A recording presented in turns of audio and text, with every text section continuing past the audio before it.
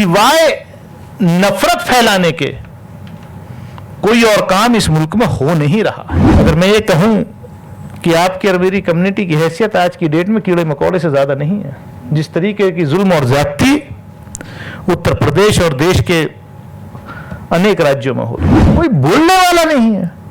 आज political leaders को डर लगता है, ऐसा नैरेटिव सेट हो गया है। आपको तो खाली दिखा करके उधर इकट्ठा किया जा रहा है। असली निशाना इस मुल्क का आइन है, असली निशाना इस मुल्क का कॉन्स्टिट्यूशन है, जिसने इस मुल्क के वीकर सेक्शंस को राइट्स दिए हैं, उसको खत्म करना असली मकसद है। मैं तो ये कहता हूं कि भाई जब बर्बादी होगी तो 100 में 15 हम भी बर्बाद हो जाएंगे। श्रीलंका का क्या हो रहा है? श्रीलंका में भी लोग ऐसे ही एंजॉय करते थे। ऑल इंडिया मजलिस मुशावरत के सदर जनाब नवीद हामिद साहब, जमात इस्लामी हिंद के सदर सैयद सदात हसनैनी साहब, हमारे स्टेज पर मौजूद अहले हदीस की जमात के सरबराह असगर इमाम साहब, मंच पे मौजूद SKR इलियासी साहब, हमारे साबिक member parliament communist party of India के हमारे अजीज़ पाशा साहब और सभी हजरात। मैं तो बहुत छोटा अदना सा इंसान हूँ, आपने मुझे इसमें दावत दी, बहुत बहुत शुक्रिया। लेकिन ये बात हकीकत है कि आज जिस मौजू पर यह कॉन्फ्रेंस रखी गई है, मुल्क के हर कोने में आज लोग इंतजार कर रहे हैं कि हमें करना क्या है, हमारी क़यादत का क्या होगा, हमारे मसाइल, हमारे जो इश्यूज हैं। और ये मुल्क के सिर्फ मुसलमान ही नहीं बल्कि मुल्क के भर के जो सेकुलरिज्म में यकीन रखने वाले, जो एकजहती में यकीन रखने वाले, जिस हिंदुस्तान का सपना आज़ादी के वक्त हमारे बुजुर्गों ने देखा था, उस आइडियोलॉजी में बिलीव करने वाले तमाम मजहब के वो लोग आज परेशान हैं। प्रोफेसर अपूर्वानंद मेरे से पहले यहां बोल रहे थे, उन्होंने बहुत अच्छी बातें कही कि एक एक करके, मुझे कहने में जरा भी अब गुरेज नहीं है, भले ही मैं मेंबर पार्लियामेंट हूं, चुनावा नुमाइंदा हूं, लोकसभा का मेंबर हूं, लेकिन हिंदुस्तान के अंदर जितने इंडिपेंडेंट इंस्टीट्यूशंस हैं, उन सब के अंदर ऐसे लोगों का इन्फिल्ट्रेशन हो गया है कि जो ताकतें इस मुल्क में, और उनका इतिहास किसी से छुपा नहीं है, अंग्रेजों की दलाली करने वाले आज जो है अपने आप को नेशनलिस्ट, सबसे बड़े राष्ट्रवादी कहते हैं।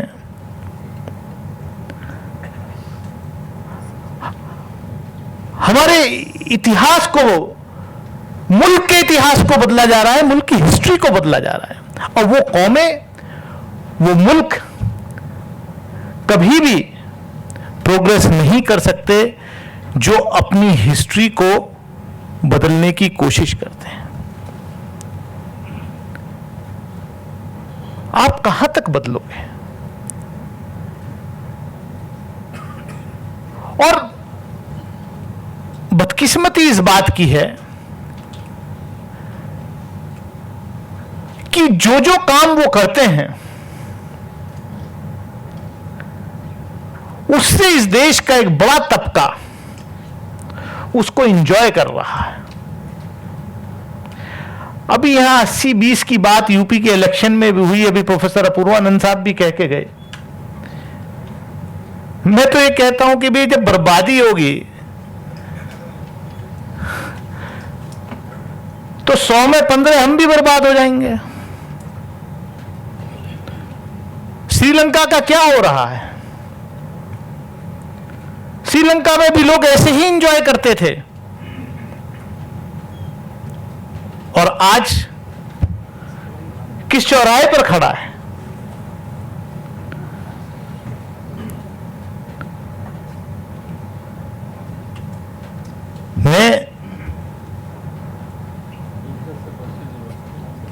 बाहर मैंने बोलना कम कर दिया है। कई लोग कहते हैं कि साहब आप बहुत टेलीविजन पे जो है रोज दिखाई देते थे लेकिन आजकल दिखाई नहीं देते। तो मैंने कहा साहब मैंने फरवरी 2019 में अहद कर लिया था कि मैं किसी टेलीविजन की डिबेट में नहीं जाऊंगा। वो दिन है और आज का दिन है, मैं ना गया और ना घर में टीवी खोलता हूं, क्योंकि सिवाय नफरत फैलाने के कोई और काम इस मुल्क में हो नहीं रहा है।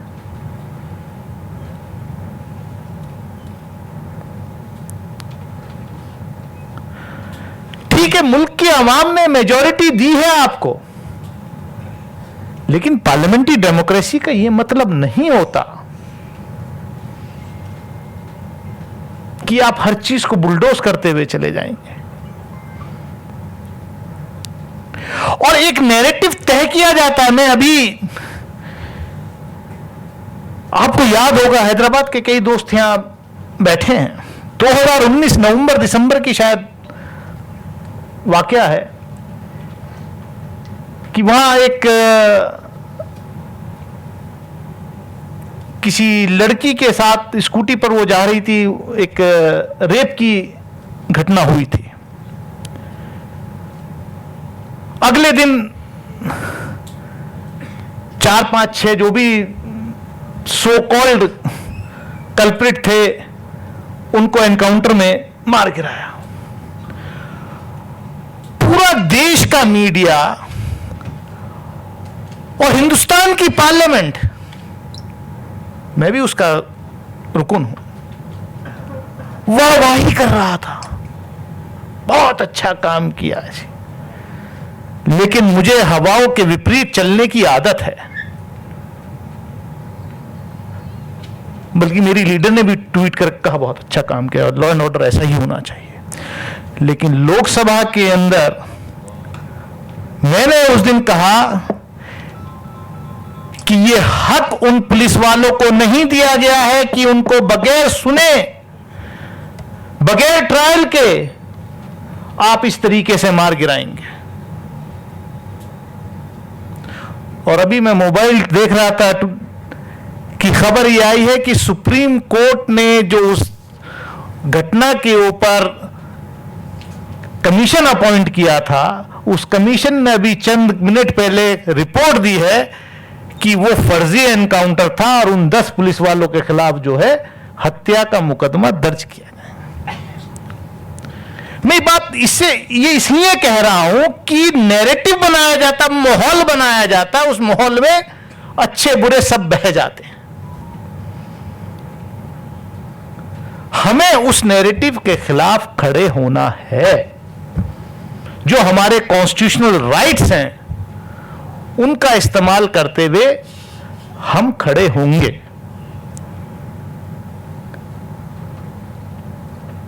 मैं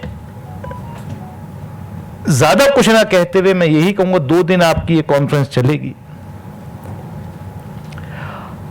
और एक बात और मैं कहना चाहता हूं बड़े साफ जहन से, कि हम लोगों को जो जिस फील्ड में है, जो जो काम कर रहा है, उसको पॉजिटिव नजर से देखना चाहिए। बजाय इसके कि हम तनकीद करें और टांग खिंचाई करें।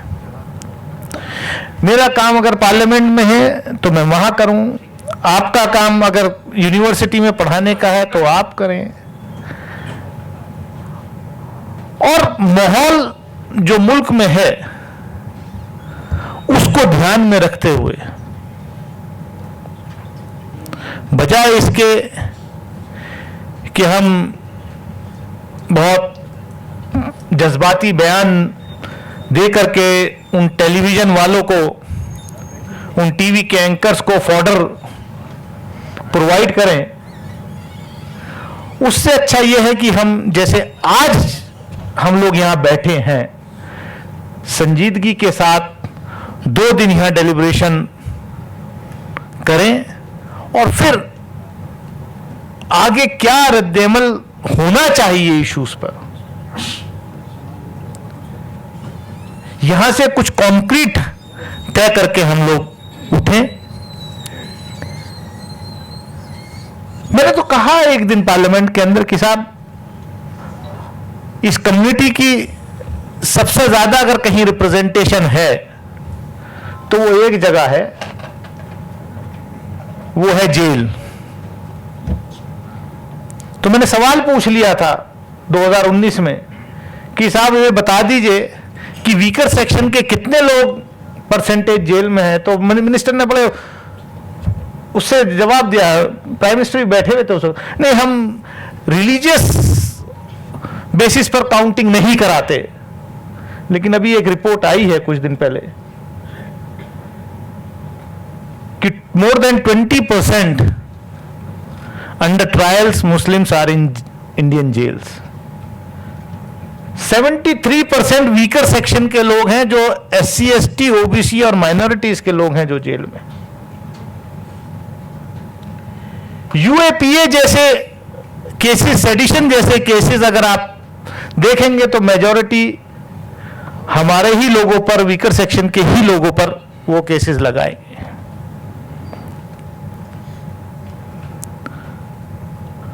और पार्लियामेंट के अंदर जब ये बिल्स आ रहे थे, कुछ साथी जानते होंगे, तो मैंने बड़े पुरजोर तरीके से यूएपीए का जब अमेंडमेंट बिल आ रहा था तो मैंने कहा देखिए, इसी पार्लियामेंट ने, इसी सदन ने टाडा भी बनाया था, इसी सदन ने पोटा भी बनाया था।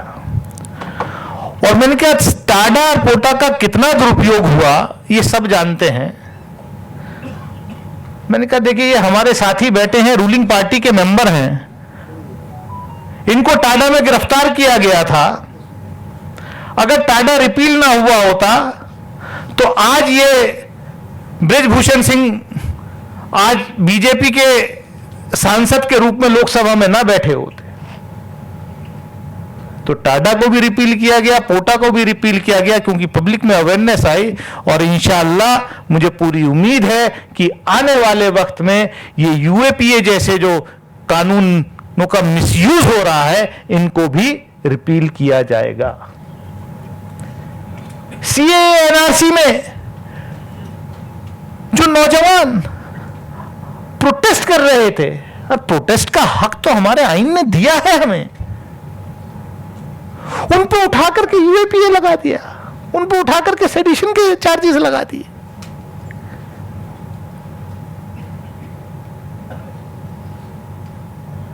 ये मैंने कहा अभी पिछले हफ्ते एक पॉलिटिकल लीडर के सामने, बड़ी हैसियत वाले पॉलिटिकल, मैंने कहा माफ कीजिएगा, आपकी और मेरी, अगर मैं ये कहूं कि आपकी और मेरी कम्युनिटी की हैसियत आज की डेट में कीड़े मकोड़े से ज्यादा नहीं है। जिस तरीके की जुल्म और ज्यादती उत्तर प्रदेश और देश के अनेक राज्यों में हो रही है, कोई बोलने वाला नहीं है। आज पॉलिटिकल लीडर्स को डर लगता है, ऐसा नैरेटिव सेट हो गया है।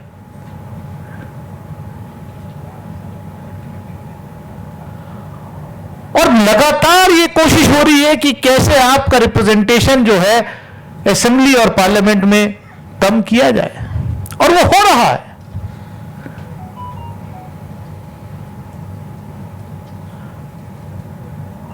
मुसलमानों से ज्यादा सेकुलर कौम तो कोई नहीं है भाई। मुसलमान ने तो अपना लीडर ही नहीं माना आज तक किसी को। मुसलमान ने तो हमेशा हिंदू को लीडर माना है इस मुल्क में। फिर भी आप इनके सेकुलरिज्म पे सवालिया निशान लगाते हो। मुझे बताइए, क्या इस कम्युनिटी ने कभी अपना लीडर माना? अरे जब मुल्क आजाद हो रहा था तो हमारे बुजुर्गों ने मोहम्मद अली जिन्ना को अपना कायद नहीं माना, हमारे बुजुर्गों ने महात्मा गांधी को अपना कायद माना और इस मुल्क में रहना पसंद किया। जो मजहब के आधार पर मुल्क बन रहा था उसमें लात मारी और एक सेकुलर मुल्क को पसंद किया। आज हालात क्या हो रहे हैं?